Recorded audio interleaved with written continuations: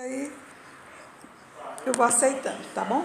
Então, hoje, conforme nós tínhamos combinado, nós vamos estudar algo acerca da obra da historiadora Maria Odila Leite da Silva Dias. A Maria Odila tem uma produção que não é muito grande, assim, para os mais de 60 anos em que ela atuou como historiadora, mas os trabalhos dela são muito relevantes. Eu vou apresentar primeiro os principais trabalhos, depois vou falar um pouquinho da vida dela, articulando com a produção, depois eu vou comentar um capítulo do livro mais importante dela, que é esse aqui. Cotidiano e Poder em São Paulo no século XIX, que eu suponho que você já tenha estudado esse livro em alguma disciplina, porque ele é uma referência obrigatória não só na história do Brasil, como nas perspectivas de gênero, que hoje constituem disciplinas com autonomia. Então, esse livro da Maria Odila, ele foi lançado em 1984, mas ele é a tese de livre docência dela, defendida na Universidade de São Paulo em 1982. Em que pese o livro ter sido apresentado como tese em 1982, a Maria Odila nos informa que essa elaboração, a pesquisa, a redação, a elaboração que resultou do livro, ela começou em 1977, ou seja, aqui o livro é tributário daquelas grandes alterações que estão acontecendo na historiografia mundial e que repercutem na historiografia brasileira. E ele é começado em 1977 nos Estados Unidos. Nessa época, a Maria Odila estava sendo professora visitante na Universidade do Texas. E lá ela, digamos, teve contatos com brasilianistas americanos, especialmente mulheres, grandes historiadoras que já eram voltadas para a história social e para a história das mulheres. Nos Estados Unidos, nos anos 70, o movimento feminista foi muito grande nas universidades e fora das universidades e repercutiu profundamente nas escolhas temáticas das historiadoras. Então, a Maria Odila ela vai para os Estados Unidos num momento assim, de efervescência da questão feminina, né, dessa luta por empoderamento das mulheres. E muitas historiadoras que ela utiliza são historiadoras feministas e que se especializam na história social das mulheres. Então, esse livro é um livro que ele quando eu for analisar detalhadamente, eu vou dizer as interlocuções da Maria Odila, mas ele é, no primeiro momento, uma aproximação com a historiografia americana das mulheres dos anos 70, tá bom? Esse livro é um livro muito conhecido, muito citado, muito valorizado na historiografia brasileira, e ele significa, de alguma maneira, uma viragem, né? Uma virada, um giro na historiografia, que até os anos 70, 80, ela era muito, digamos, uma historiografia marxista, uma historiografia econômica e política, e aqui, com a Maria Odila, há um certo giro na direção do estudo da sociedade, mas a sociedade vista a partir de baixo, a partir das mulheres pobres, das mulheres excluídas, quando se considera o grande movimento econômico e social que marca a relação, digamos, da colônia com a metrópole. Então, esse é o livro que, se fosse para citar só um livro da Maria Odila, seria esse, tá bom? Por isso que eu escolhi, porque é um livro muito importante na historiografia brasileira. Além desse livro, a Maria Odila tem outros que são muito, como praticamente só tiveram primeira e segunda edição e não tem edições disponíveis, a gente mal acha na estante digital, quando encontra. Ela tem, digamos, 2 livros que têm uma certa importância também na historiografia produzida por ela. Quais são esses livros? O que resulta da dissertação de mestrado que ela defendeu na Universidade de São Paulo em 1965, mas que ela começou mais ou menos em 1961, quando ela estava se formando na graduação, e deu sequência no mestrado a partir de 62, que é sobre o Robert Salser, que é o primeiro, digamos assim, historiador antes do Barnard, é um inglês, e o Walter Scott, que é um literato inglês. Ela estudou, digamos, a historiografia brasileira, mas na interface também com a grande produção cultural inglesa, considerando que o próprio Robert Salser era um poeta assim, muito reconhecido, muito festejado, era uma pessoa de muita proeminência também no campo cultural e no campo poético. E ele escreveu essa história do Brasil. Quando a Maria Odila conseguiu a bolsa em 1963 para ir para a Universidade de Londres, passar um ano pesquisando para a dissertação de mestrado, e ela pesquisou não só em Londres, mas em muitas cidades inglesas e escocesas, onde o Robert Salser morou. Ela, digamos, ela teve, nessas incursões, ela teve acesso a esse mundo. Ela foi com intenções mais historiográficas, mas ela teve acesso a esse mundo da cultura e também a historiografia inglesa de ponta, que começava a sair lá. Então, ela tem um livro, mas esse livro não circula, não sei por que ela não providencia outras edições. Então, isso com relação ao mestrado. Com relação ao doutorado, ela fez o doutorado na USP, ela foi orientada pelo Sérgio Buarque de Holanda, no mestrado, na graduação, no mestrado e no doutorado. E o doutorado ela concluiu em 1973, e o trabalho dela continuou sendo sobre o Robert Salser, só que ela ampliou a dissertação e estudou mais ou menos, digamos assim, o campo da ilustração, os grandes pensadores, escritores, intelectuais da primeira metade do século XIX. Inclusive o livro se chama O Fardo, que resultou da tese, se chama O Fardo do Homem Branco, mas esse livro também eu nunca li. Desde que eu conheci os livros do Nicolau Shevchenko, ele cita muito o livro da Maria Odila, mas eu nunca achei nem sebo desse livro para vender, e eu acho que ele só teve 2 edições. Não sei por que a Maria Odila não faz edições novas desses livros. Então, ela tem, assim, como livro mesmo, até os anos 80, ela tem esses 3. Depois, nos anos 90 e 2000, ela tem alguns livros publicados que eu não conheço também, porque ela, de uma certa maneira, ela colocou num plano mais secundário essa historiografia sobre o Brasil e passou a estudar o Brasil, mas de outra ótica, da ótica das mulheres e da ótica do feminismo. Então, os livros da Maria Odila, que são poucos, que vieram depois, são livros feministas. Então, eu não tive interesse, porque não é possível, com esses livros, dialogar com esses autores clássicos da historiografia brasileira e nem fazer uma espécie, digamos assim, de cotejo das ideias, de comparação entre aquilo que ela pensa acerca do Brasil e aquilo que é a maneira como os nossos historiadores principais, eles recortaram a nossa história. Bom, a Maria Odila, ela é autora de muitos ensaios. Os ensaios não são grandes, são assim 30 páginas, 35, 30, mas de uma repercussão extraordinária na historiografia brasileira. Vou dar aqui um exemplo de ensaio dela, que vocês já devem, inclusive, ter estudado com o Fonseca, que é aquele chamado A Interiorização da Metrópole. Ela tem um livro que é tipo uma coletânea de ensaios, chamado A Interiorização da Metrópole e Outros Estudos. Esse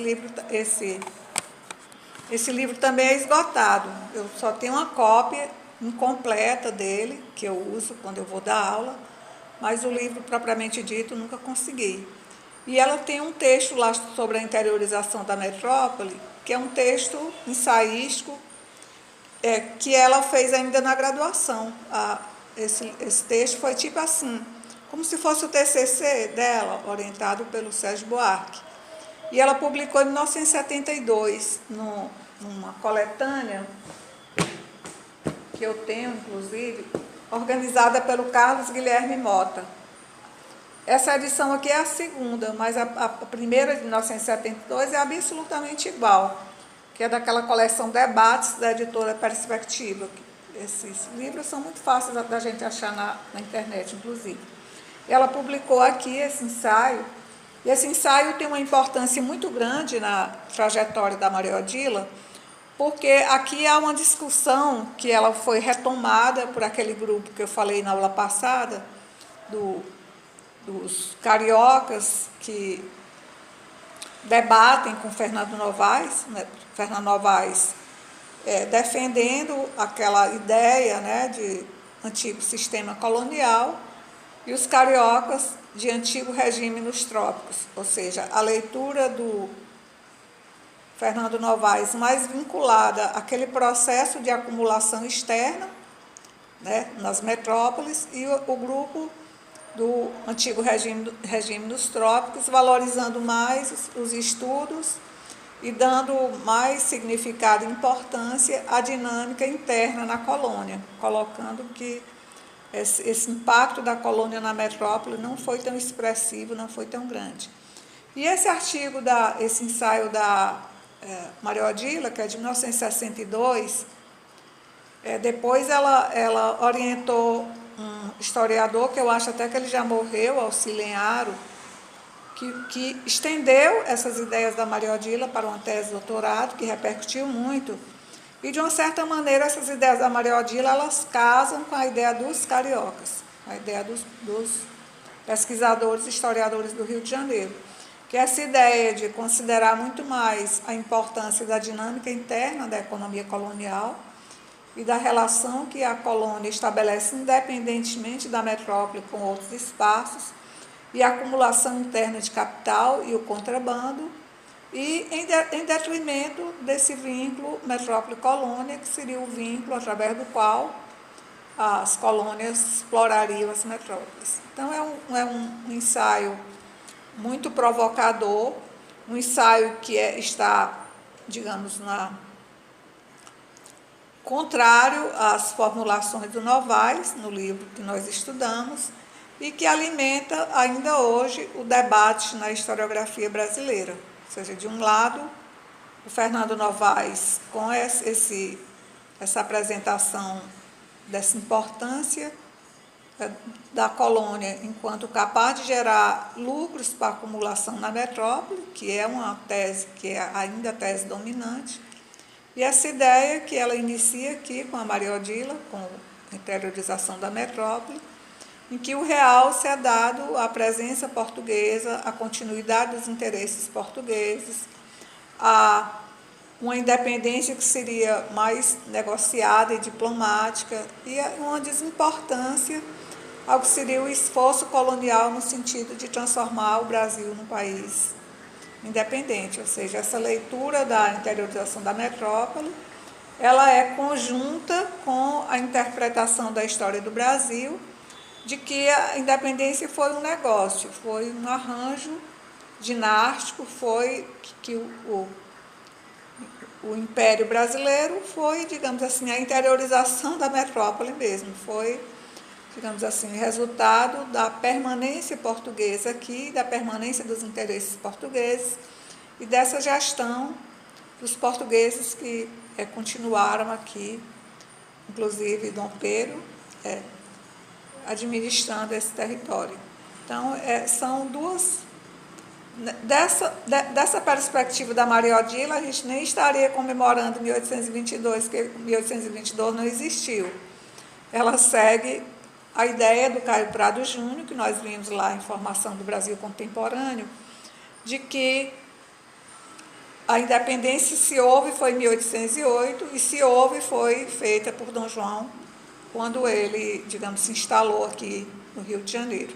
Então, são perspectivas bem diferentes. O Novaes, em muitas entrevistas dele, ele não diz o nome, mas ele ataca essa explicação, e a Maria Odila faz mais ou menos a mesma coisa e ela ataca essa explicação, certo? A Maria Odila tem outro ensaio que repercutiu bastante, que se chama Sociabilidades sem História, Votantes Pobres no Império. É num livro que vocês devem conhecer, porque também já devem ter estudado algum texto dele, chamado Historiografia Brasileira em Perspectiva, que é organizado por um historiador chamado Marcos César de Freitas. Esse artigo da Maria Odila, ele é muito interessante, ele é de 1998, porque ela também, passeia pelas questões da política brasileira durante o Império, e ela propõe uma historiografia política muito distanciada daquela que é a convencional, que se centra no Rio de Janeiro, na corte, na Câmara dos Deputados, no Senado, nos partidos imperiais, o que ela nomeia como uma história dos heróis, uma história, digamos assim, do Estado, uma história vista de cima, e ela vai estudar as perspectivas da política brasileira, mas a partir daqueles que eram os votantes pobres. Porque dentro da estrutura eleitoral do Império, havia como se fosse três patamares. O primeiro patamar mais baixinho é o patamar dos votantes, que é o que ela estuda. O que são os votantes? São homens acima de 21 anos, que têm uma renda anual de 100 mil réis, que é bem pequenininha essa renda, mas eles estão vinculados aos proprietários de terra. Os proprietários de terra eles constituem aqueles que são alfabetizados e que têm uma renda superior a 400 mil réis, eles constituem os eleitores. E é assim, os votantes votam nos eleitores. Ou seja, os votantes, esses mais de baixo, eles escolhem os eleitores. Os eleitores, eles são uma quantidade muito pequena. Por exemplo, se você pegar a comarca de Campo Maior, em 1845, 50, tem ali 13, 14 eleitores, que correspondem àqueles grandes proprietários rurais ou urbanos que têm uma renda superior a 400 mil réis e que têm, digamos assim, a possibilidade de mandar, entre aspas, no voto dos eleitores, que geralmente são seus agregados, seus empregados, etc. E os eleitores é que votam nos políticos, propriamente dito. Ou seja, cada lugar tem uma quantidade pequena de eleitores, e esses eleitores votam nos deputados provinciais, nos deputados gerais, que corresponde ao deputado federal, certo? Eles escolhem os políticos que vão representar aquela comunidade, seja na província, seja na corte. Então, ela estuda justamente a maneira, digamos, como esses de baixo, esses eleitores pobres, eles se comportam, eles atuam no campo da política. Então, essa é uma perspectiva interessante, porque ela vai contra aquela historiografia que é a historiografia que apresenta a vida política mais ou menos do Rio de Janeiro para cá, e não para cá, que eu digo é para onde estão os eleitores, e não de baixo para cima, até chegar nessas hierarquias maiores da política, que estão sediadas na corte. Então, ela faz aqui uma história política também vista de baixo. Uma história muito crítica, porque a ideia da Maria Odila é de que essa unidade brasileira ela foi perniciosa, ou seja, ela acha que custou muito caro ao Brasil a gente ter ficado com o território unificado. Ela simpatiza mais com a dispersão latino-americana dos países pequenos e republicanos, e ela mostra em muitos momentos, não sei qual é a clareza que ela tem e a consciência que ela tem, mas ela mostra em muitos momentos que preferia que o Sul fosse independente, que tivesse havido uma separação entre o Norte e Sul. Então, a gente não pode esquecer que ela tem uma espécie de antipatia pelo Estado unitário, porque ela tem uma espécie de simpatia pela divisão que deveria ter acontecido entre as áreas do Sul e as áreas do Norte. Outro artigo, agora é um prefácio, que é digamos, muito interessante, muito novo, muito rico, muito difícil, porque, que se chama Hermenêutica e Narrativa, de 1992. A Maria Odila fez esse prefácio para o livro do Nicolau Shevchenko, que foi a tese de livre docência dele, chamada Orfeu Estático na Metrópole. Vocês já devem ter estudado, no mínimo, com Alcides, certo? Esse livro.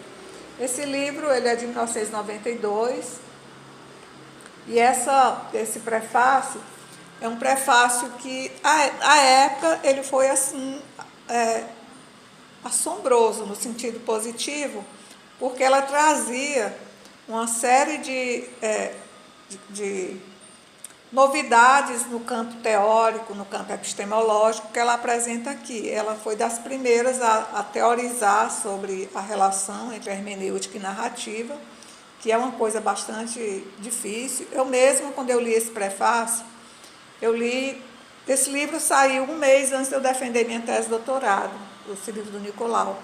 O Nicolau foi da minha banca de doutorado. E eu me lembro que eu fiquei muito nervosa, porque eu li esse prefácio e meu Deus do céu, será que esse homem vai me perguntar alguma coisa ligada a esse negócio de hermenêutica e narrativa? Fiquei muito apavorada, mas graças a Deus tudo correu muito bem. E porque a Maria Odila, ela tem assim como se fosse, a gente poderia quase dizer fases na vida dela como historiadora. Na primeira fase, ela de 22 anos até mais ou menos aí uns 43, 44, ela se volta muito para essa dimensão do que seria hoje a história intelectual, a história, digamos, da ilustração, a história dos historiadores, a historiografia brasileira, a historiografia europeia. Ela estuda mais o que seria essa relação entre sociedade e cultura escrita, que hoje a gente chama de história intelectual.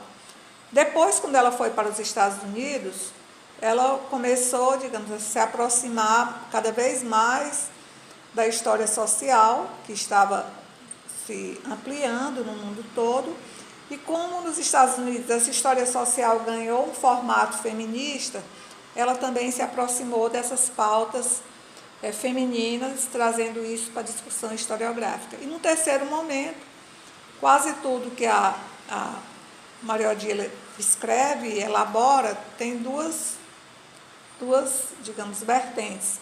Uma vertente mais ligada ao feminismo propriamente dito, às agências femininas, às lutas femininas, a pauta política mesmo das mulheres, e a outra mais ligada às questões de natureza epistemológica, ela discutindo teoria da história, filosofia da história, né, as metodologias mais recentes que são ligadas às tendências alemãs, coisas que, por exemplo, eu entendo muito pouco. Essa fase da Maria Odila, para mim, é estranha, porque eu não tenho leituras sobre a historiografia alemã recente, mas ela tem esse perfil.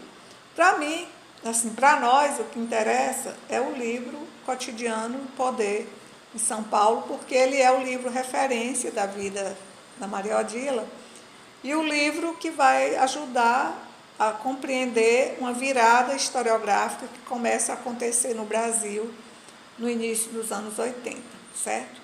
Antes de entrar para o livro, eu quero falar um pouquinho da própria Maria Odila.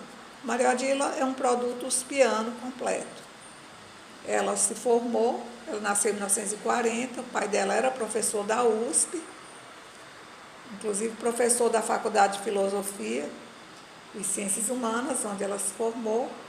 Ela se formou em 1961, com 21 anos, e no ano seguinte, com 22, ela começou a ser professora assistente do Sérgio Buarque de Holanda.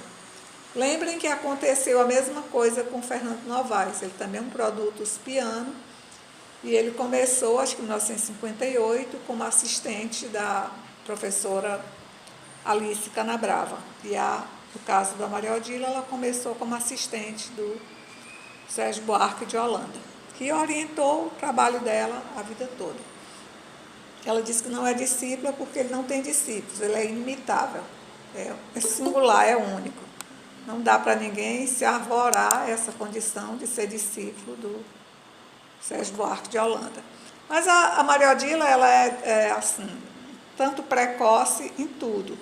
Quando ela começou a dar aula com esses 22 anos, ela já tinha casado lá pelos 19 com um francês que ela conheceu em Machu Picchu. Ou seja, ela já estava ali naquelas viagens psicodélicas pelo Peru. E ela casou com um francês, nessa época ela era casada. Quando ela foi para a Inglaterra, ela estava na Inglaterra e o marido dela servindo no exército francês na França. Mas o casamento não durou, ela não teve filhos, voltou para o Brasil, defendeu a primeira dissertação que houve na USP, em 1965, ela é a número 1 na pós-graduação, porque a pós-graduação na História da USP, ela iniciou no ano de 1961. E a Maria Odila, em 62, começou o mestrado, e em 65, ela, depois que voltou da Europa, né, ela foi a primeira a defender a dissertação. Não sei se vocês lembram que eu falei em aulas passadas, que durante os anos 50 as pós-graduações eram basicamente no ISEB. Não havia pós-graduação nas universidades. Mas a partir daí, essas agências do MEC, elas começaram a ser formadas e gerenciar esse processo de qualificação para a formação de professores para as universidades. Ela, em 73, defende o doutorado na própria USP, né, já é professora, e já, digamos assim, já se move no campo acadêmico para se tornar mesmo uma professora, digamos assim, permanente, uma professora catedrática. Lembrem que nesse período dos anos 60, foi um período muito tumultuado na vida brasileira e na vida da Universidade de São Paulo, porque foi um momento da aposentadoria compulsória e do exílio daqueles grandes nomes, especialmente os nomes marxistas que vinham dos anos 50 e daquele seminário sobre o capital que nós falamos em aulas anteriores. Então, nesse contexto que a Maria Odila estava lá começando a sua carreira, ela até diz na entrevista que eu coloquei para vocês no SIGA, que na noite da divulgação das aposentadorias dos professores da USP, estava ela lá, o Sérgio Buarque, o Fernando Henrique, muitos outros professores, e a polícia fechou o campus, eles ficaram ilhados, né, de polícia, e só puderam sair na manhã do dia seguinte. E que, nessa situação, Fernando Henrique estava numa sala de aula com um giz na mão.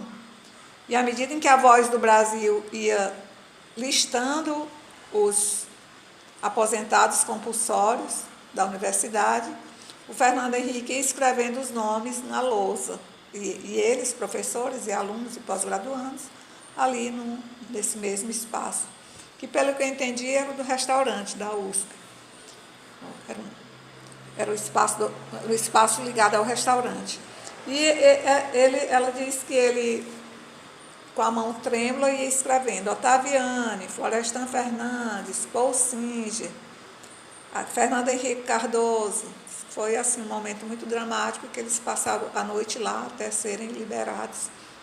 E no caso do Fernando Henrique, ele foi direto para o exílio. Vocês lembram, talvez, que eu falei que ele foi para o Chile, estava também naquele grupo de estudiosos em torno da CEPAL e produziu aquele livro sobre a nova dependência com o Enzo Faleto. Então, ela disse que eram momentos muito dramáticos.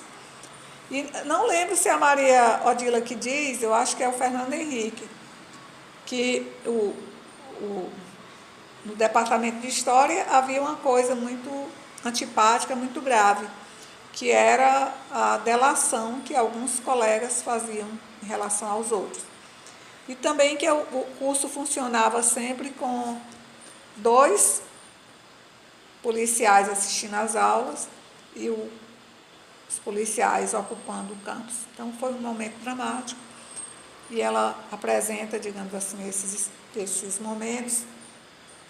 Também para realçar que é a época de formação dela, né, está com seus 20 e poucos anos, e ela está sendo orientada pelo Sérgio Buarque, que acompanha a carreira dela porque ela é assistente dele, mas é a época também que ela conhece o Caio Prado lá na casa do Sérgio Buarque e começam a ter um relacionamento amoroso, que vai ser muito importante na vida dela, e ela vai detalhar isso na entrevista, e vai ser muito importante a vida toda, porque quando a Maria Odila começa a escrever um ensaio, ela sempre acha um jeito de começar se referindo à formação do Brasil contemporâneo, do Caio Prado Júnior, e aos livros, especialmente sobre o Império, do Sérgio Buarque de Holanda. Então, ela procura o tempo todo articular, casar, misturar a reflexão dela aos aprendizados que derivaram da sua vida de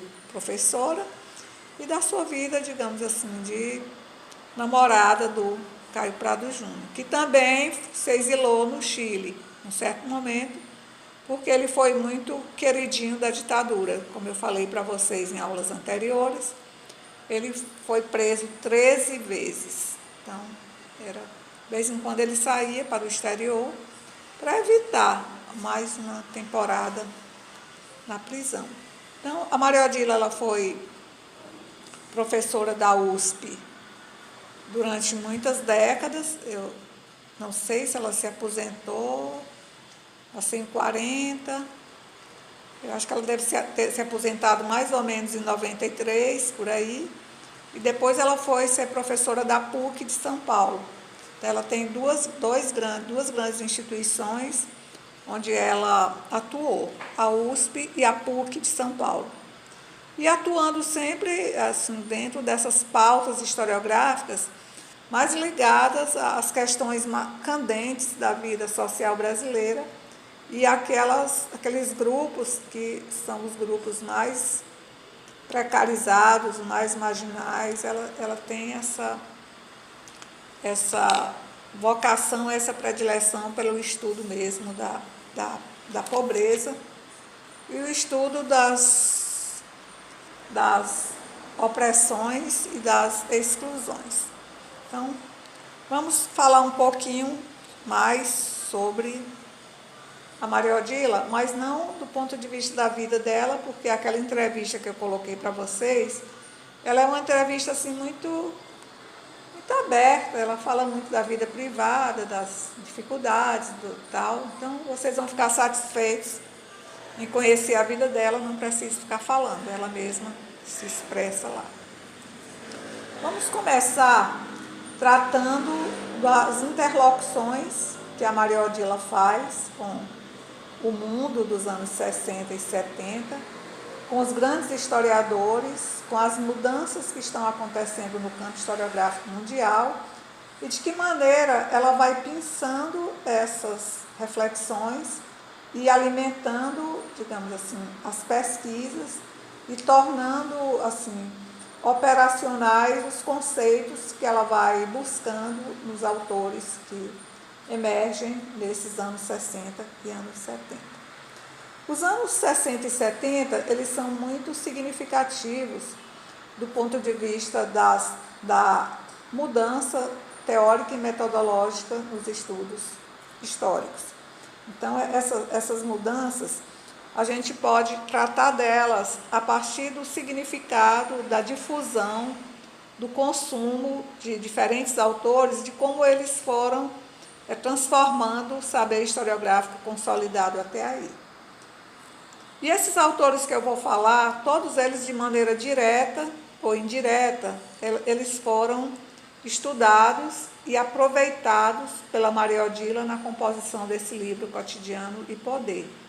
É um livro que ele nasce em 77, se finaliza em 82, e ele consegue agregar esses autores importantes da historiografia mundial, que estão em grande difusão, em grande moda na Europa, e que ela vem trazendo para o Brasil a partir do seu livro. Um primeiro autor é o Foucault. O Foucault está muito presente aqui no livro da Maria Odila. O Foucault, inclusive, ele esteve nos anos 70 dando curso na Universidade de São Paulo, que foi assistido pela Laura de Melo Souza, por todos esses historiadores de São Paulo, que a gente fala que o Foucault veio dar curso na USP. Só que ele interrompeu o curso dele quando houve o assassinato do Herzog. Ele disse, não fico num país que mata um jornalista dessa maneira. Arrumou as malas e voltou para a França. Mas o Foucault, ele, digamos, teve uma importância enorme na Universidade de São Paulo, na Universidade de Campinas também, porque ele começou a possibilitar que esses historiadores, a maior parte ainda bastante jovem, especialmente os da Unicamp, eles tivessem, digamos, acesso a uma reflexão, que era uma reflexão acerca do poder, mas não daquele poder do Estado, do poder das instituições, do poder visto de cima. O Foucault trouxe a possibilidade de estudo dos micropoderes. Então, a Maria Odila, ela vai usar o Foucault porque, na verdade, no livro, ela trabalha com os micropoderes das mulheres pobres, como elas vão, digamos, criando possibilidades de negociar, de se posicionar contra, de desobedecer. Então, o Foucault foi muito importante, porque trouxe uma noção de poder que não era aquele poder de cima para baixo, um poder quase incontornável do Estado. Não, o poder como um jogo de relações, como relações, digamos assim, que são bastante mutáveis, que se alteram, que ora um sujeito está mais empoderado, ora ele está menos. Ele veio trazer, digamos, essa possibilidade de compreender essa dinâmica das relações e como, digamos assim, o poder é fluido, o poder é relacional, o poder não é algo que está ancorado a uma pessoa, ele está se movendo o tempo todo no jogo das relações sociais. Então, ela é uma Foucaultiana desse aspecto, e no aspecto também de que as sociedades do passado, elas podem ser lidas a partir da disciplina e da indisciplina, a partir das normatizações e das recusas a essas normas.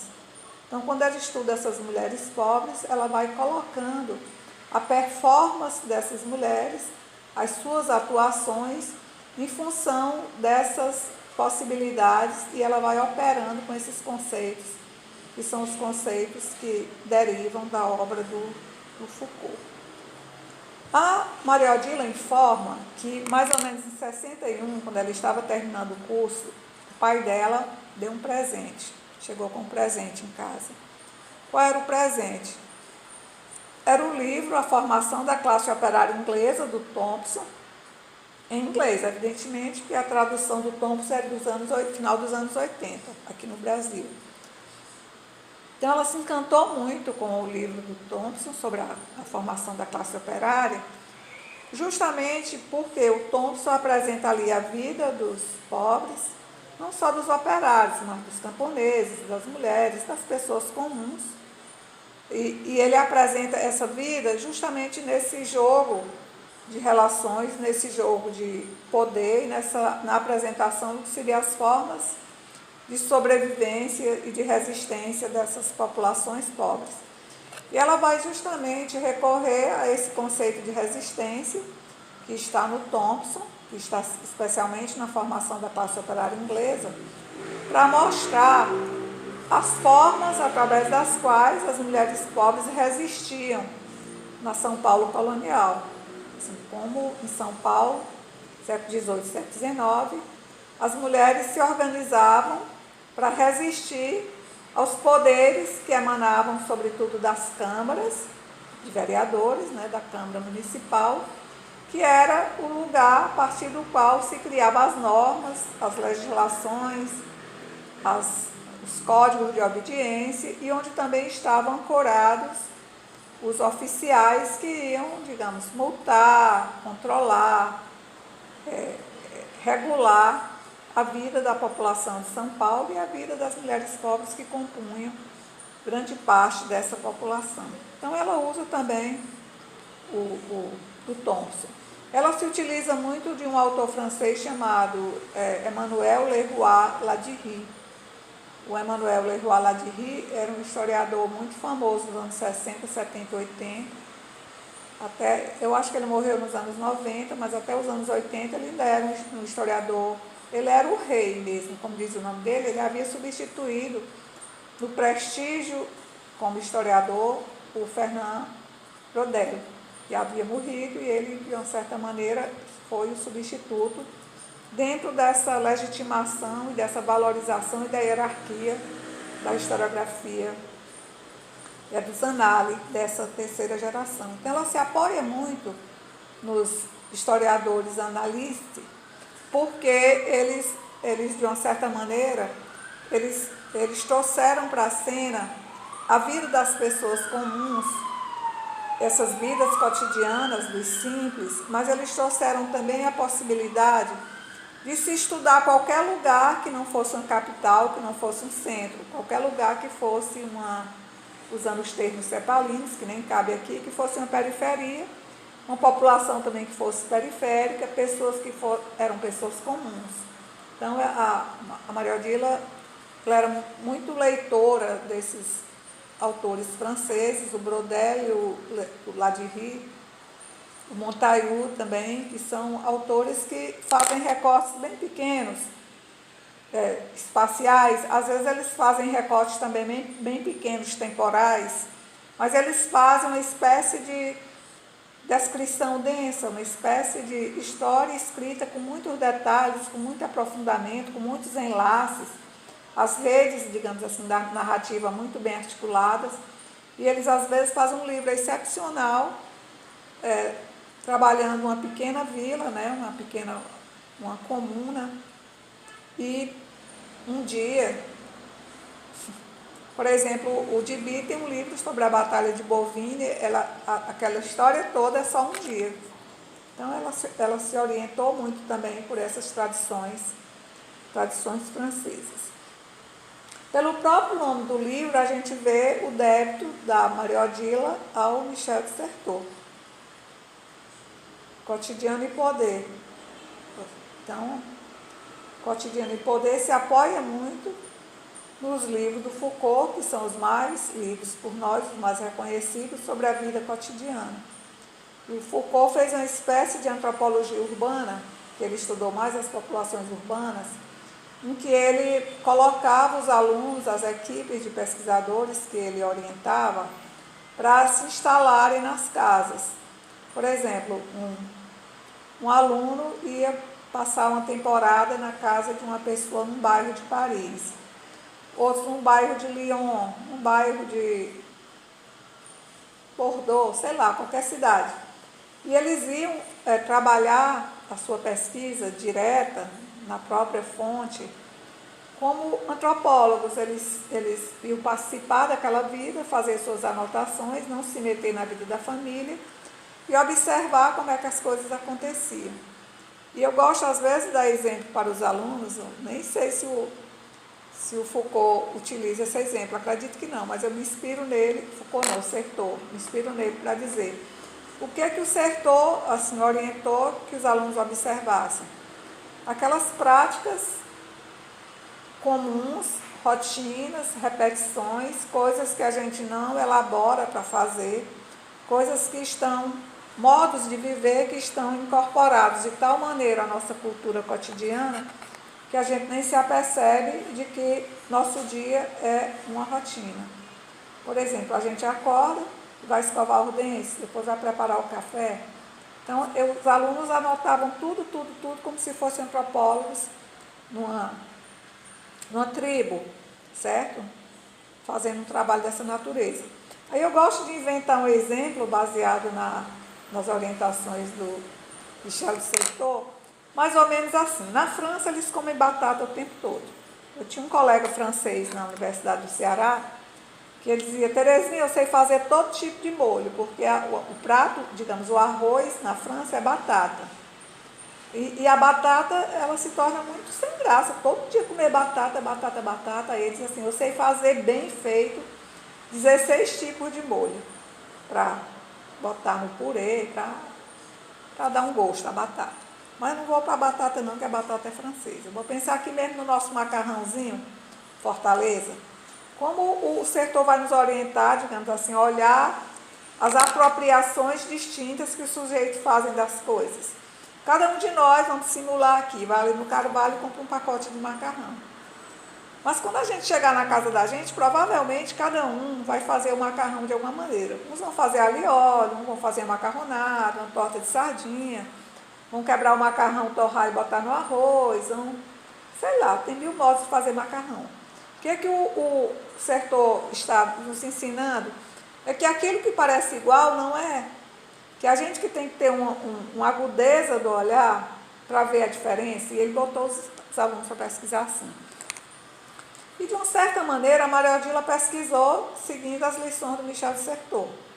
Porque ela vai pegar, digamos assim, aqui uma série de documentos, uma série de, digamos assim, de materiais já trabalhados por outros historiadores, e os historiadores só viram, digamos, o Estado, a Câmara, o vereador, o grande negociante. E ela vai olhar de maneira aguda, de maneira sensível, para procurar aquelas pequenas ações da vida cotidiana, envolvendo atrizes, ou seja, mulheres diferentes, situações diferentes, problemas diferentes e resoluções diferentes. Ou seja, ela como pesquisadora, ela vai ter um agudo, intenso e sensível olhar para a diferença, para ver aquilo que era não apenas o recorrente, mas aquilo que era o distinto nas práticas sociais das mulheres. Porque aqui eu vou adiantar um pouco qual foi a documentação que a Maria Odila utilizou. Ela utilizou documentações muito gerais acerca da colônia e do Império, mas a fonte básica dela foram as atas das câmaras, da Câmara de Vereadores de São Paulo durante várias décadas. Essas atas, em princípio, elas são mais de interesse administrativo, falam mais da legislação, das punições, das cobranças e tudo, mas elas também têm muitos elementos que permitem o historiador interessado e cuidadoso vislumbrar dimensões da vida cotidiana da colônia e do Império. E ela vai justamente procurar as mulheres, procurar, digamos, as relações que elas estabeleceram com os vereadores, as demandas, as greves, as subversões, os contrabandos, as brigas de rua, tudo aquilo que, de alguma maneira, aparecia tangencialmente nessa documentação. E ela vai tentar flagrar, e faz isso muito bem, o que seriam esses fatos miúdos, para a maior parte dos historiadores considerados irrelevantes, mas que eles juntos, e ao longo de décadas, e confrontando com outras documentações, com outras narrativas, com outras histórias, ela vai compor um quadro, que é um quadro da vida cotidiana de São Paulo, no final do século XVIII e começo do século XIX. Então, ela vai, digamos assim, trabalhar isso no livro, conceitualmente, mas não só isso, ela não vai ficar só na historiografia inglesa e na francesa.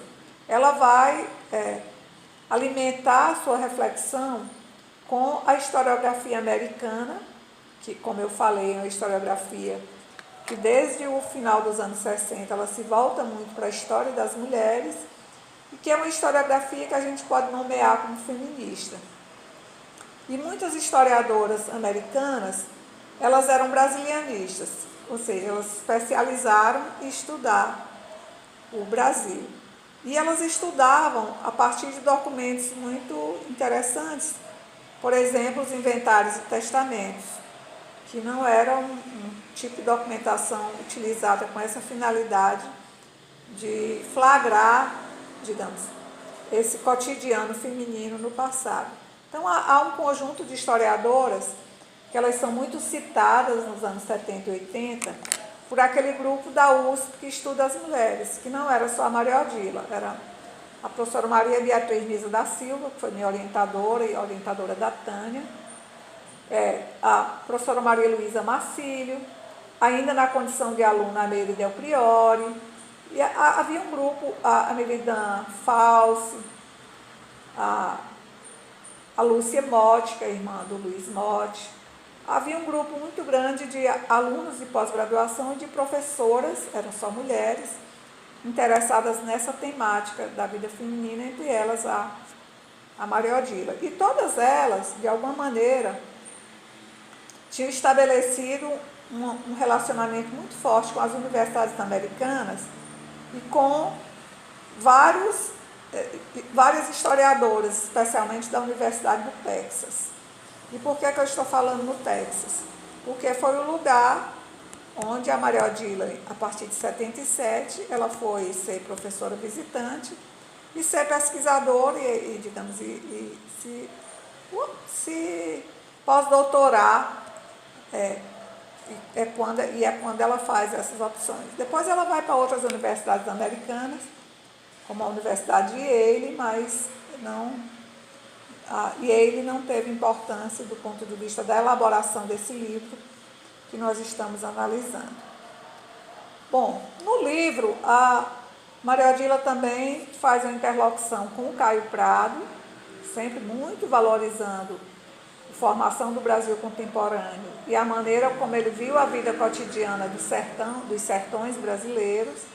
E como não poderia deixar de ser, ela rasga seda o tempo todo para o Sérgio Buarque de Holanda, que é o seu mentor intelectual, um grande amigo, não só acadêmico como pessoal. E, para variar, joga os pés no Gilberto Freire, ou seja, ela assume aquela crítica feita pelo Sérgio Buarque de Holanda de que o livro Casagrande Senzala é um livro regional e não nacional, e que aquela generalização que o Gilberto Freire faz do seu modelo para o Brasil é uma generalização que não se sustenta. Aliás, o tempo todo a Maria Odila, seguindo o modelo do Sérgio Buarque de Holanda, ela se coloca como não generalista, como contrária a qualquer tipo de formulação que possa ser generalizável para o Brasil, que só possa ser generalizada para a colônia. Bom, ela usa diferentes categorias analíticas na composição do livro, e essas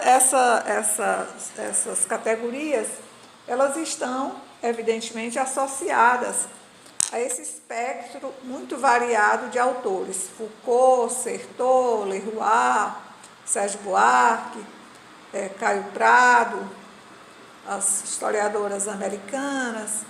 Quem tiver interesse em ver um pouco dessa historiografia das mulheres e como ela se formou, eu sugiro que leia ou releia, se nunca tiver lido, o prefácio que eu fiz para o livro do Pedro, Mulheres Plurais.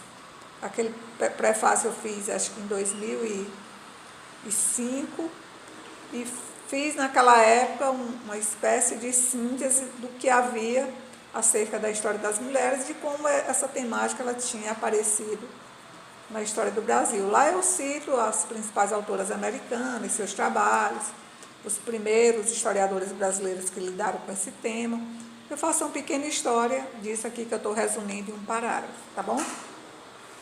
Então, essas categorias, que são as categorias trazidas pela Maria Odila aqui, elas poderiam ser, digamos, resumidas em algumas que eu vou falar. Uma primeira seria a categoria trabalho. Só que a Maria Odila, ela não trabalha dentro daquela perspectiva, por exemplo, do Novaes, capitalistas, uma classe trabalhadora, ou do Caio Prado mesmo, ou do Nelson Werneck. Ela não tem essa pegada marxista forte, embora ela não tenha antipatia pelo Marx, mas a gente não pode dizer nesse livro que ela é uma marxista, talvez em livro nenhum. Mas ela trabalha com esse conceito de trabalho e com o conceito de classe operária de maneira muito nuançada. Por quê? Porque ela se baseia no trabalho do Thompson. E lembra que o Thompson era um marxista, digamos, que devia obediência à União Soviética até 1955, mas quando houve aquela crise do stalinismo, o Thompson e muitos outros historiadores ingleses que eram do Partido Comunista Inglês, eles saíram do partido e começaram a fazer uma historiografia que a gente chama de marxista ortodoxa, que é bem independente do modelo soviético, também não é muito colado no Marx original, e tanto que alguns dizem que nem historiografia marxista ela devia ser chamada. Mas é o marxismo ortodoxo e a Maria Odila, digamos, em boa parte, ela vai seguir essas formulações do Thompson, chamando a atenção para essa categoria trabalho. Só que o trabalho da Maria Odila não é o trabalho industrial, certo? Não é o trabalho manufatureiro, não é o trabalho escravo, não. Quando ela está estudando São Paulo colonial, ela vai chamar a atenção para a convergência dessas formas de trabalho, a convivência cotidiana de escravos, de forras, de livres, de pardas, de mulheres pobres, mas ela vai se interessar exatamente pelo trabalho dessas mulheres, essas mulheres trabalhadoras, que ocupam o lugar mais baixo do ponto de vista das hierarquias sociais e que estão literalmente nas margens. Estão nas margens do sistema colonial, estão nas margens da cidade, estão nas margens da produção e da circulação e estão, digamos, no limiar da sobrevivência cotidiana. Uma sobrevivência mesmo que tem que ser conquistada todos os dias. Ou seja, essas mulheres elas têm que achar formas de todos os dias ter seus alimentos, ter sua maneira de sobreviver e sobreviver com a família. Então ela estuda as mulheres muito pobres da cidade de São Paulo, chamando a atenção que a cidade de São Paulo era uma cidade muito pequena no final do século XVIII, era uma cidade muito pobre, uma cidade com distância muito grande entre os proprietários, comerciantes, os ricos, e essa fímbria populacional que ela estuda. Mas é uma cidade que ela ainda tinha um formato colonial mesmo. Habita o mesmo espaço o rico e o pobre, ou seja, ao lado das casas senhoriais, do comércio um tanto maior que existia na cidade, das famílias prósperas, da igreja, do colégio, das praças, dos equipamentos urbanos, estão as casas muito pobres, muito humildes dessas mulheres pobres. Mas não há ainda aquela segregação urbana que ela é própria do início do século XX, em que o Rio de Janeiro é um exemplo, nós vamos estudar semana que vem, em que há uma separação entre pobres e ricos que passam cada qual a ter o seu espaço. Então, nessa cidade da Maria Odila, pobres e ricos ainda se misturam no mesmo planalto, na mesma geografia. Ainda não há essas políticas, que são as políticas urbanas europeias do século XIX, que vão ser transpostas para o Brasil, especialmente no início do século XX. Então, aqui as mulheres pobres, negras, escravas, concubinas, elas estão todas ainda juntas e misturadas nesse espaço de São Paulo, que seria correspondente hoje ao centro de São Paulo. Então, ela escolheu como sujeitas da sua história, essas mulheres pobres, que são mulheres brancas, são mulheres, digamos, cuja característica principal, elas formaram uma espécie de matriarcado, ou seja, porque são famílias, essas famílias muito pobres, elas não têm homens em geral, então são viúvas, são mulheres solteiras, são mães solteiras, são mulheres forras que às vezes conseguem comprar um escravo ou uma escrava, são núcleos, digamos assim, familiares, que forçando um pouco a palavra, que são constituídos basicamente por mulheres. Mulheres e suas agregadas, mulheres e seus escravos e escravas, mulheres e seu único escravo, mulheres sem marido, só com seus filhos pequenos. Então, é um universo em que as mulheres exercem o papel do provedor. Elas são homens e são mulheres, ou seja, elas têm que dar conta desse cotidiano dessa sobrevivência sua e do seu grupo, a partir desse trabalho, que é o trabalho de todos os dias, essa rotina de todos os dias, que ela vai flagrar aqui em São Paulo, no recorte dela, que é final do 18 e parte do 19. Mas o que é que ela quer flagrar também nessa vida das mulheres pobres? Ela quer flagrar as suas astúcias. Elas sobrevivem também por esse jogo de um pouco de lei, um pouco de contrabando, um pouco de histeria, um pouco de briga, um pouco de greve. Ela vai mostrando como essas mulheres, elas são capazes de criar mecanismos de sobrevivência frente aos oficiais de justiça, frente aos vereadores, frente à lei, e elas vão criando formas de sobrevivência na cidade a partir dessas reações individuais ou reações mais coletivas face à opressão que vem, especialmente da Câmara. Ela vai mostrar que essas pobres eram astuciosas. Como ela vai mostrar essa astúcia? Por exemplo, ela apresenta para nós a vida das padeiras.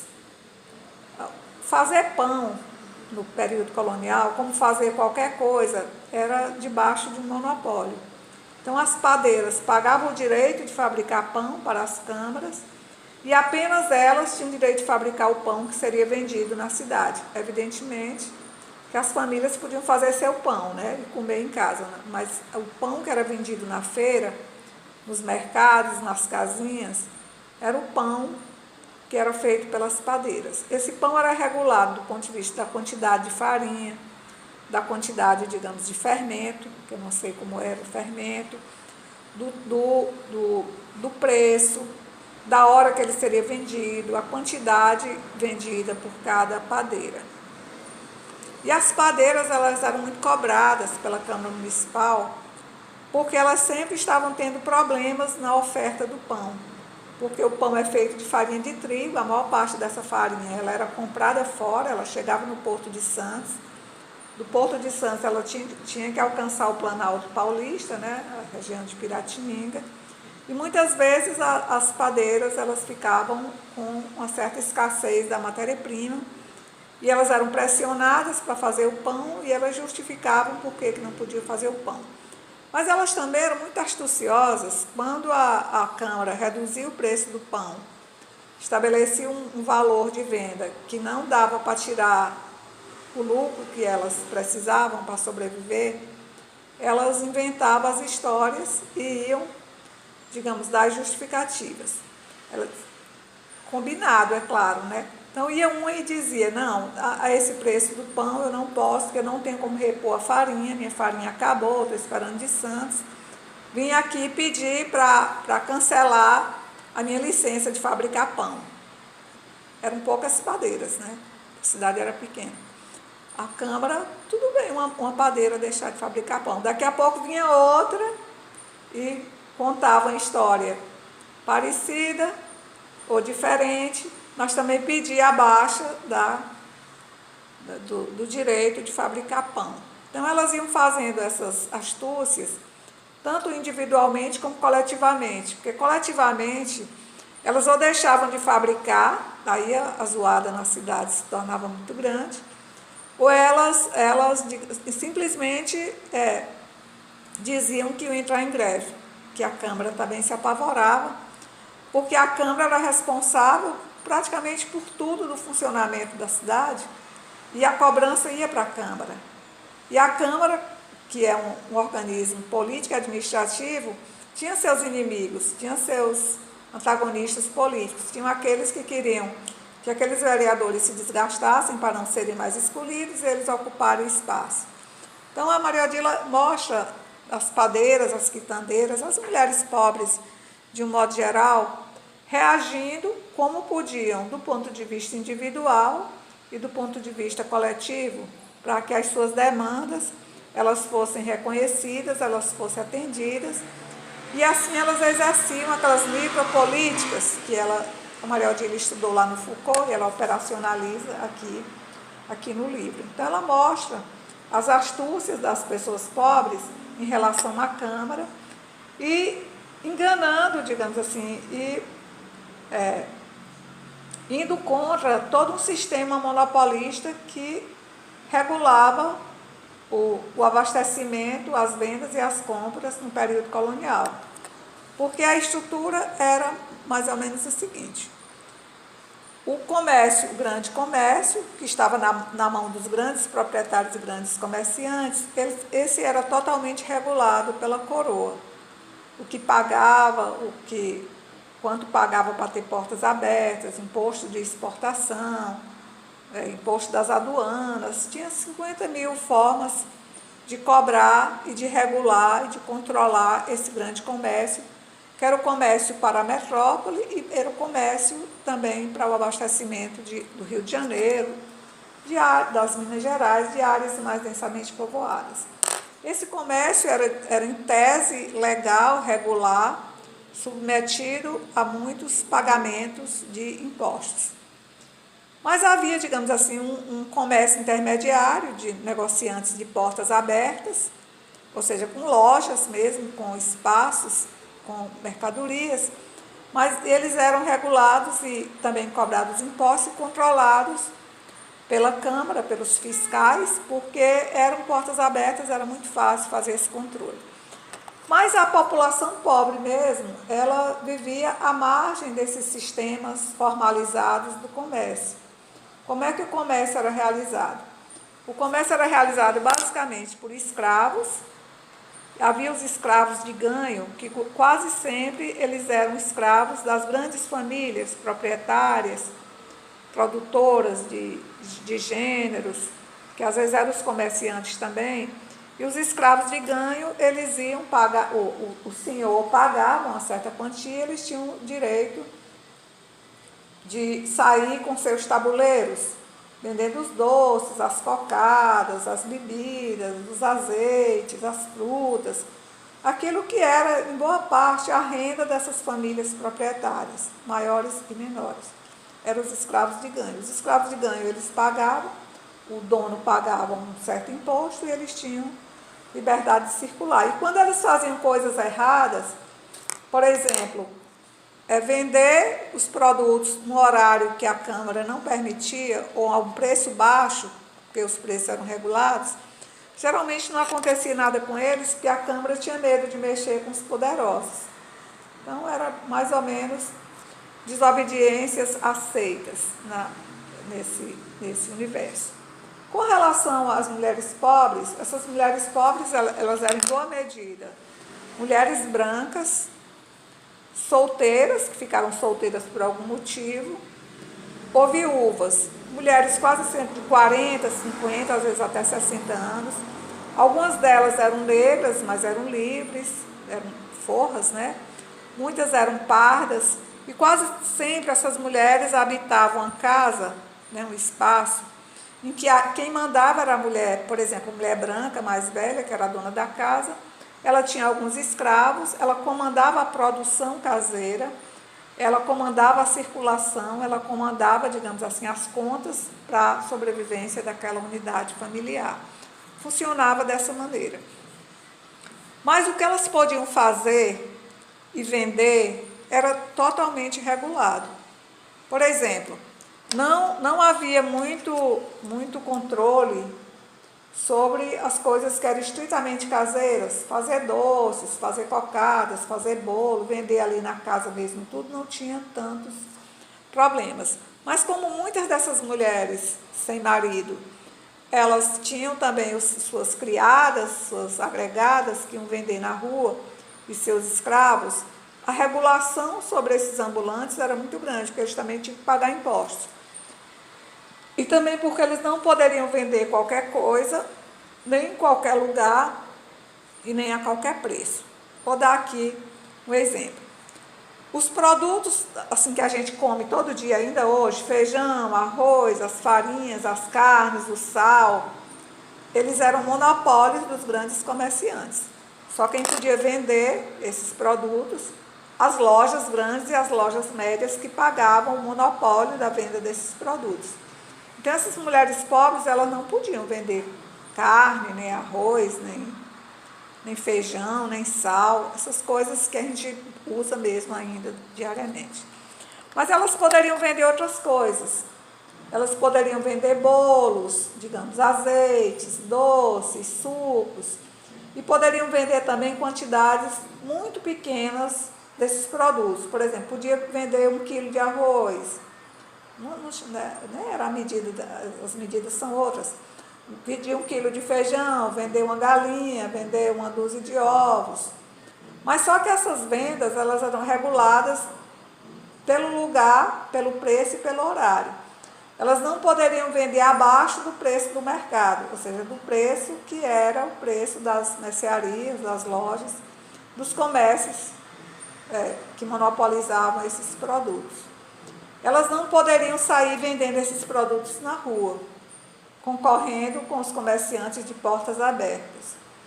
E elas não poderiam vender em horários que fossem horários não estipulados pelas câmaras. Vou dar aqui um exemplo. Os sitiantes ao redor de São Paulo, eles produziam seu milho, seu feijão verde, suas batatas, suas laranjas, seus ovos, galinhas. Eles tinham direito de ir tipo de madrugada para o mercado e vender os produtos ao preço definido pela Câmara até às 13 horas, certo? A partir das 13 horas, nessas 13 horas, eles não poderiam vender para essas comerciantezinhas pequenas, para essas mulheres que viviam dessas pequenas quitandas, dessas pequenas vendas, que viviam dos retalhos, das migalhas. Eles só poderiam vender, digamos assim, para o comprador normal, a dona de casa, as pessoas comuns da cidade, mas não as pessoas que vendiam. Isso já dava um problema, porque uma das astúcias das mulheres que viviam dessas pequenos comércios era sempre trocar o vendedor. Digamos, ontem elas mandaram o escravo José, amanhã elas mandam a criada Maria para confundir o fiscal da Câmara. Elas tinham muitas astúcias de trocar as pessoas que iam vender. Então, até um certo momento do dia, essas pessoas livres, que não eram comerciantes de portas abertas, elas podiam vender mercadoria produzida por elas ao preço estipulado pela Câmara para as pessoas habitantes da cidade, mas não para as vendedoras. Mas depois de 13 horas, o que eles não tivessem vendido para os clientes normais, eles poderiam vender para essas vendedoras, digamos, menores, para essas mulheres pobres que viviam desses retalhos, né, de vender tudo a retalho. Aí elas poderiam comprar e vender depois dessa hora. Então, as tensões eram muito grandes, porque havia várias categorias de comerciantes e havia muitas modalidades de logro em relação à Câmara e muitas formas astuciosas de contrabando. Por exemplo, muitos sitiantes, eles não iam ao mercado, eles iam direto a essas vendedoras e vendiam o produto sem passar pelo mercado. Então, há um conjunto de regramentos muito detalhado, e qualquer coisa fora da lei, os fiscais da prefeitura estavam aplicando as multas. Elas eram multadas o tempo todo, elas recorriam. Quando as multas se tornavam muito grandes, que elas não podiam pagar, elas faziam um verdadeiro festival de conflito, de briga, de confusão na porta da Câmara e no centro da cidade, e ameaçavam. E usavam, inclusive, daquele direito que derivava da representação que havia sobre as mulheres da época. Mulheres pobres, mulheres negras, mulheres sem maridos, eram as histéricas. Então, elas se aproveitavam dessa nomeação de histéricas para fazer maior confusão na frente das instituições, pedindo, digamos, o respeito aos direitos que elas consideravam que eram os direitos dela. Então, a Maria Odila vai mostrando essa vida das mulheres pobres, mas não a vida apenas isolada, mas a vida articulada, essa dinâmica da vida da cidade, da vida dos sítios, da metrópole, da representação da metrópole através das câmaras. Então, ela vai fazendo isso e mostrando essa vida cotidiana. Porque nesse comércio de migalhas, né, de retalhos, de pequenas quantidades, há um aspecto que ela aborda que é muito interessante. Ela diz assim: os fregueses das mulheres pobres não eram os ricos, eram os pobres como elas e os mais pobres. O que elas vendiam? Elas vendiam um ovo, vendiam, digamos assim, uma galinha repartida em pedaços, vendia 3 dedos de aguardente, vendia, digamos, 2 dedos de azeite, metade de uma garrafa de gordura de porco, um pedaço de tocinho, uma fração de arroz, uma fração de feijão. Isso, na verdade, não sei se ainda existe, mas existia quando eu era criança, porque eu sou de uma cidade pequena. Muita gente pobre comprava, era uma colher de café, 2 colheres de açúcar. Era sempre biscoito Fortaleza, não vem o pacote, X de biscoito, tanto de biscoito. E era só, digamos, aquela regrinha, aquela comidinha da hora, que era do dia e do momento. Então, a Maria Odila vai mostrar que era um comércio de pobre para pobre. E que essas vendedoras, essas pequenas comerciantes, elas tinham uma espécie de clientela na redondeza. Era um comércio de vizinhança. Então, porque esse comércio, inclusive, dava o direito de comprar fiado uma vez a outra, de trocar produtos, de ter uma venda direta de um produto por outro produto. Então, ela vai mostrando essas miudezas, essas astúcias e essas sobrevivências cotidianas que são construídas dia a dia pelas mulheres pobres. Nesse sentido, ela está mostrando ali a vida cotidiana. Lembremos aí que ela era leitora do Michel de Certeau. Mas ela mostra também que essas mulheres elas não eram passivas, elas eram e nem pacíficas, elas sabiam lutar por seus direitos, elas exerciam a resistência. E quando ela apresenta, por exemplo, as burlas, as formas de burla dessas mulheres com relação à Câmara, ela está dizendo, elas estão resistindo, elas estão criando formas de se contrapor a esses regramentos que vêm de cima e que invadem aqueles que eram os seus direitos de sobrevivência. Porque o direito, desde muito tempo, o direito assegura a sobrevivência. Ou seja, você pode até burlar um pouco, desde que aquilo ali seja a extrema necessidade, a extrema fome. Burlar no sentido mesmo dos impostos, dessa administração que é feita pela metrópole através das câmaras municipais. Antes, quando elas fazem greves, quando elas, digamos, elas ameaçam não produzir aquilo que é a obrigação delas, quando elas se recusam a participar das festas. Porque não sei se vocês lembram, quando nós estamos em Gilberto Freire, o Gilberto Freire diz lá que um dos aspectos de permanência, e o Capistrano de Abreu também, um dos aspectos de permanência da cultura portuguesa foi o aspecto relacionado aos rituais religiosos e profanos, mas as duas coisas não se separam, porque cultura e religião na colônia são praticamente a mesma coisa. E aqui nesse universo colonial, as mulheres, que eram as padeiras, as quitandeiras, dentro do sindicato, entre aspas, da época, elas tinham direitos, mas elas tinham obrigações também. E a Maria Odila mostra aqui uma obrigação que era de elas apresentarem o jogo da pela. Eu não sei exatamente o que é o jogo da pela, mas é tipo uma apresentação, uma pública, uma dança que elas eram obrigadas a fazer, e fazer seguindo o mesmo modelo da cultura portuguesa. Roupas muito ricas, muito extravagantes, muito coloridas, as danças e os cantos executados da mesma forma que seria em Portugal. E a Maria Odila disse que teve um ano que elas estavam, as padeiras e as quitandeiras, elas estavam tão revoltadas com a Câmara que elas se recusaram a fazer essa parte do ritual, que todo mundo era obrigado a participar. Eram assim, grandes momentos de encontro dos colonos, reproduzindo a cultura portuguesa e se aportuguesando, digamos assim, se aculturando, se civilizando a partir dos rituais.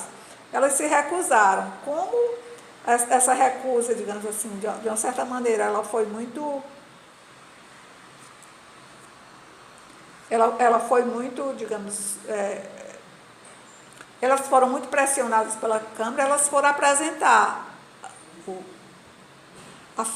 se apresentar na festa, né, fazer o jogo.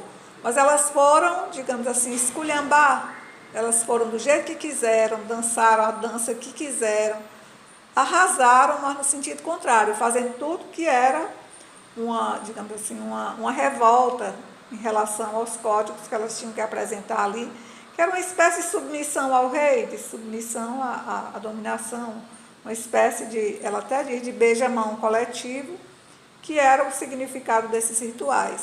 Elas fizeram a maior bagunça, roupa como quiseram, dançaram como quiseram, esculhambaram a festa, não deixaram de ir. Então ela vai mostrando que elas resistiam, que elas não eram passivas a essa dominação das câmaras, e elas iam inventando a cultura própria e o modo próprio de reagir à opressão do Estado português. Então, nesse sentido, a gente pode dizer que o trabalho da Maria Odila é um trabalho que ele se volta para a exclusão. Ela coloca essas mulheres marginalizadas do ponto de vista do poder das câmaras, marginalizadas do ponto de vista de um pertencimento a um modelo, digamos, familiar, que era um modelo que implicava na existência de um provedor, de um homem. Elas estavam nas margens do ponto de vista da extrema desimportância social, política, econômica e da extrema pobreza que atingia essas mulheres. Então ela vai dizer, são mulheres que são praticamente invisíveis, mulheres que foram silenciadas na vida, foram escondidas na vida, que ocuparam as margens na vida, mas mulheres também que estavam ocupando as margens na história escrita, na historiografia. Mulheres que eram, digamos assim, habitantes de um limbo, de um desconhecido. Mulheres que não tinham importância nenhuma, nem durante a vida, e nem tinha importância nenhuma na escrita da história. Então ela vai chamar a atenção para essa voz que ela recupera, que ela resgata a partir dessa documentação muito dispersa, dessa documentação que quer dizer outra coisa, mas que ela vai tirando esses elementos para compor esse grande quadro da pobreza paulista. Então ela vai dizer, e essas mulheres, elas têm uma agência muito grande, são mulheres ativas, são mulheres que tagarelam, são mulheres que fazem barulho, são mulheres que mostram a sua existência na cidade. São Paulo, uma cidade paupérrima, não poderia ser compreendida sem essa dinâmica proporcionada por essas mulheres, com suas pequenas economias de subsistência, com essas suas pequenas atividades de compra e venda de migalhas, e esse esforço extraordinário de manter a vida, de manter o seu núcleo familiar, e colaborando de maneira direta e indireta na própria vida da cidade.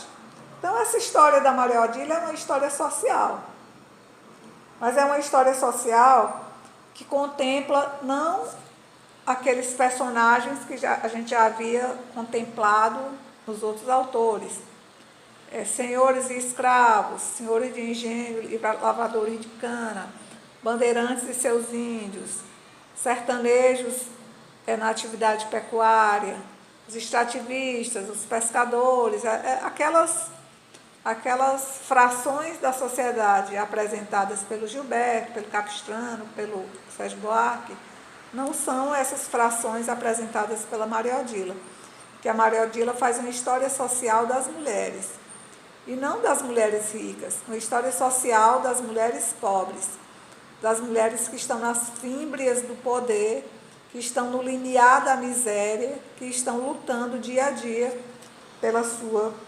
sobrevivência. Então, nesse sentido, a gente pode dizer que ela é uma historiadora social. Mas a Maria Odila, como os grandes historiadores, ela uma historiadora que compreende o nosso ofício como profundamente interdisciplinar. Então, aqui a gente vê o tempo todo que ela trabalha com economia, com antropologia, com a história, com o urbanismo, com a geografia, ela não faz diferença de que autor ela vai utilizar para interpretar as fontes e compor a sua narrativa. Então, nesse sentido, ela também aqui se agarra à história política. Mas ela não vai fazer a história dos vice-reis, nem dos nobres que estão no Rio de Janeiro, nem das grandes jogadas do poder entre a metrópole e a colônia. Ela está fazendo uma história política, sim, mas no sentido daquela micropolítica do Foucault, ou seja, no sentido de que a política aqui, ela é uma política que acontece nessa tensão entre as autoridades e os outros comerciantes e elas, mas um tipo de política que faz com que elas sejam inventivas quanto à própria sobrevivência enquanto agentes desses pequenos comércios. Então, ela vai mostrando essa... não sei que é dado móvel não, viu, Luiz? Mas tudo bem, sem problema, já estou quase terminando a aula. Luiz e Laís, viu? Que os dois disseram que estão com problema. Então, vamos lá. Então, ele faz uma história que é política também, mas dentro dessas estratégias, que são as estratégias e as táticas apontadas no trabalho do Foucault. E ela faz uma história econômica também, que é uma história, digamos assim, dessas pequenas economias do cotidiano, uma história desse comercinho em migalhas, a história envolvendo não grandes exportadores, comerciantes, mas pequenas agências femininas para alimentar o dia a dia de suas famílias. Então, ela faz uma história que é o contrário da história das exportações, como nós vimos até agora. Nós estamos falando de grande comércio para a Europa, da acumulação de capital, do preço de metais, do câmbio, de coisas que eram coisas, digamos, que envolviam os grandes estados, as grandes companhias de comércio, os grandes exportadores, os grandes produtores de matérias-primas coloniais. E aqui não, aqui nós estamos falando em não era colher de café, porque naquela época o café era em grão, o café agora que estava chegando em São Paulo também, e era torrado e pilado, né? Então, falando dessas pequenas economias da vida cotidiana. Então, os personagens que nós vimos aqui são mulheres, vereadores, fiscais, almotacés, pequenos, grandes e médios comerciantes, escravos de ganho, são esses os personagens. Os temas, né, são os temas mais variados: o comércio, o contrabando, a legislação das câmaras, a competição entre as câmaras e depois do século XIX, os governos provinciais, a cobrança de impostos, as burlas.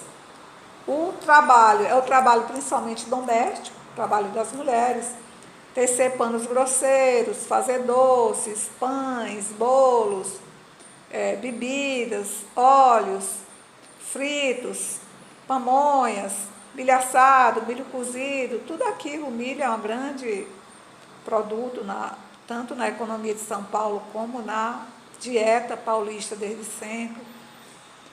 Essas pequenas coisas, que eram coisas feitas em casa, geridas por mulheres e vendidas quase sempre por mulheres, que a maior parte dos escravos eram mulheres, escravos das mulheres.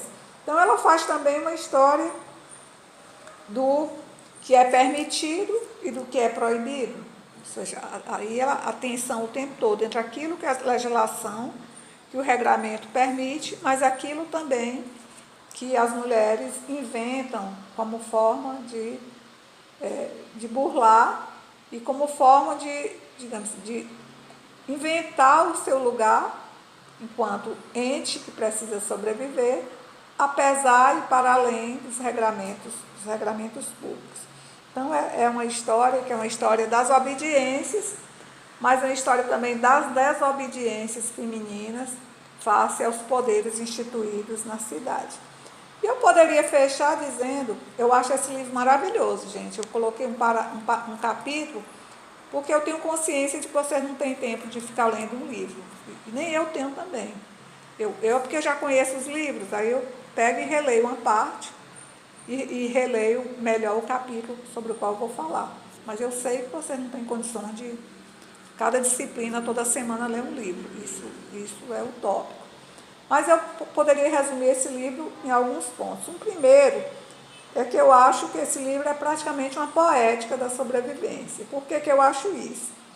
Porque ela lidou com as fímbrias da economia, com os limites da sobrevivência das famílias, que as mulheres eram chefes, mas havia filhos, havia criados, criadas, e com uma noção de um provisório que todo dia é provisório. Ou seja, aqui a Maria Odila, ela não lidou com a ideia de que, não, elas estão pobrinhas hoje, amanhã estão riquinhas, não. Ela lidou com a ideia muito realista de que essas mulheres, elas têm que lutar todos os dias para garantir aquela alimentação, aquela roupa, aquela madeira, aquela lenha para cozinhar, e que isso é uma luta cotidiana. Então, eu acho o livro muito bonito. Esse livro não é demagogo, apesar da temática.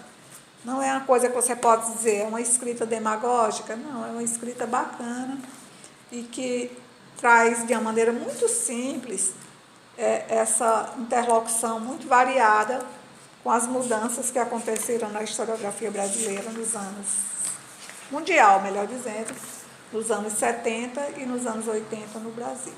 Tá bom? Então, ficamos por aqui. Terça-feira é o Nicolau Sevchenko.